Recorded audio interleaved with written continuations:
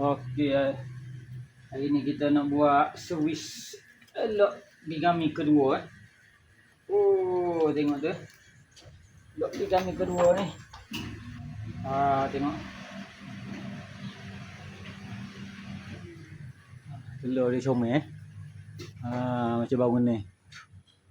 Okey. Kita nak tukar sebab tengok. Dia repuk dah. Repuk dah. Okay, kita nak tukar. Okey. Kotak pun kita sedia dah. Ni kotak baru. Kotak baru. Okey, kita nak buka ni. Mana nak buka ni?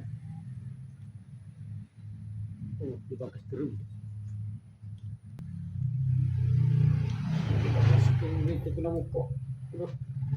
Skru dia ni.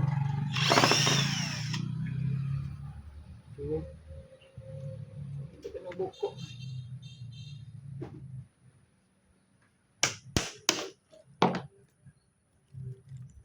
Okey. Kita buka lah.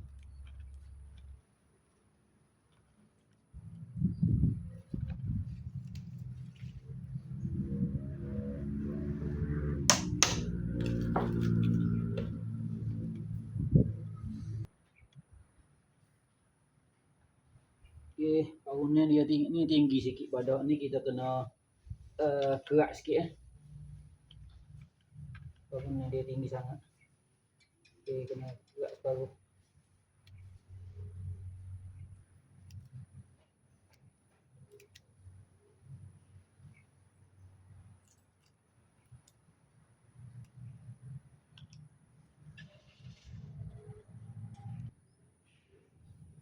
Okey. Kita potong separuh bangunan dia ni. Baik tinggi sangat. Di mana ratu dia duduk? Ratu kita kubur dah ni. Buat baru.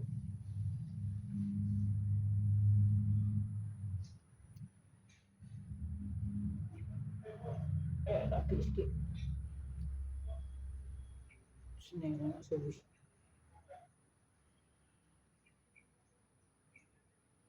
Okey.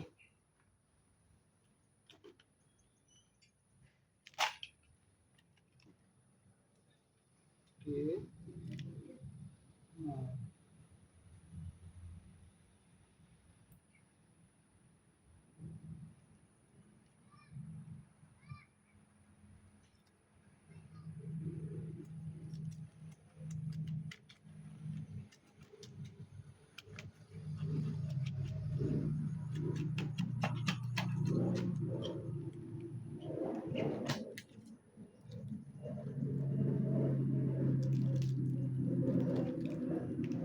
Okey, kita dah boleh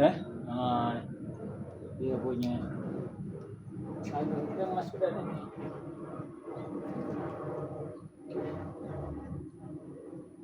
Beres. Lepas ni kena putih ni lah pula ni. Ni. Ramai-ramai ni. Anak-anak kecil-kecil ni.